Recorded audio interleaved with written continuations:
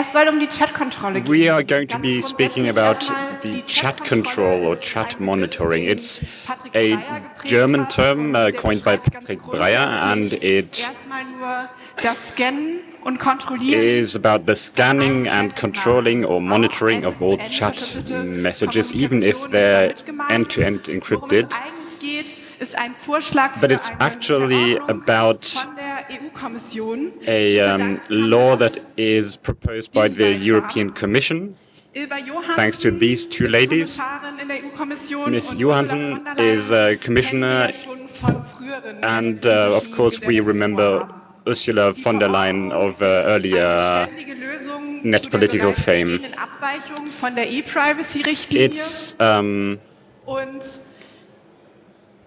It's a deviation from the e-privacy regulation, and we want to prevent, or it's supposed to curb the proliferation of child pornography on the internet.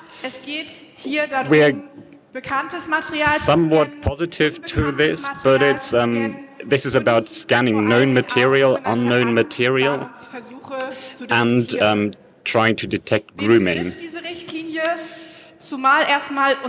This affects all of us, all our interpersonal communication, but it's supposed to be implemented by app stores, platforms, messenger services, hosters and ISPs. Das Ganze soll so passieren, dass diese Plattformanbieterinnen ein Risk Assessment These platforms have to conduct a risk assessment über ihre Plattform Kindesmissbrauchsdarstellungen and try to determine how likely it is that their platforms are going to be used for child abuse material. It's going to be controlled by authorities that can then order more banning, blocking, scanning and deleting. So everything that we've been able to prevent these past years, upload filters, network blockers, and age verification is suddenly back on the table. The problem is that it's not very clearly defined. The European Commission is, of course, always going to say, yeah, well, the law doesn't actually say that. And providers aren't really interested in being regulated after the fact, so they're going to be reaching for harsher measures. And thirdly, technologically neutral. What does that even mean? We know it all, everything's possible and nothing has to be done. So what do we think about this? To determine if it's a good or bad proposal, we have to find out what we want. I want this to be useful, practicable, and to keep our basic laws intact. The problem is it doesn't work. From the media, we know that most people don't use messengers for proliferation of child abuse material. Instead, they use a different way, which this proposed law doesn't actually do anything about. They encrypt their files themselves and upload it to hosters. But it's impossible to detect this because these files are encrypted. They then share these files on darknet forums, share the passwords there, and of course these aren't going to be prevented in their work from this proposed law. It's also not practicable.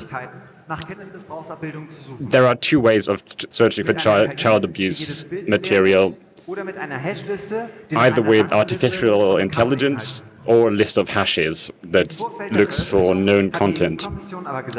The European Commission has said that they want to find unknown material, and the only way to do that is artificial intelligence that scans all images and all texts and it's going to conduct something that you'd call image classification. These models have become really good. The very best of them only make mistakes in 1 of 100 cases. Even assuming that you could decrease that to 1 out of 1,000, that means that the algorithm is still going to make a mistake in every 1,000th case. That sounds like very little, but it means that it's multiplied by the number of messages. It's still going to be a huge number of messages. These wrongly detected contents will probably share some similarities with actual images or grooming attempts. These are going to be sexting messages, pictures of naked children on the beach, especially those contents that we want to encrypt end-to-end. But it's also dangerous because we don't know if messages aren't going to be sent to the police. There's no longer any trust, any trusted communication, which is what most people mean when they say encrypted. I want to trust that the encryption is so good that no unauthorized people can access information, and I want to trust that my device only sends the messages to people I can trust. If that's no longer the case, then it's the same thing as a state-sponsored Trojan, because my messages might be sent to unauthorized people. So this is an AI-based state Trojan. It's the same thing, only led by an algorithm. I tried to get Ms. Weser to name this law like to actually call the law that, but I haven't really being successful with that. And it's important to have a trusted communication basis. That's why we have these protections in our basic laws. So the list of people that have to rely on secure communication that reaches only one person that they intend to can be infinitely extended. So if these people cannot do their jobs anymore, it doesn't help anyone. We have to act now and remind politicians that the attack on end-to-end encryption cannot be the solution. So please go out on the streets, protest, organize.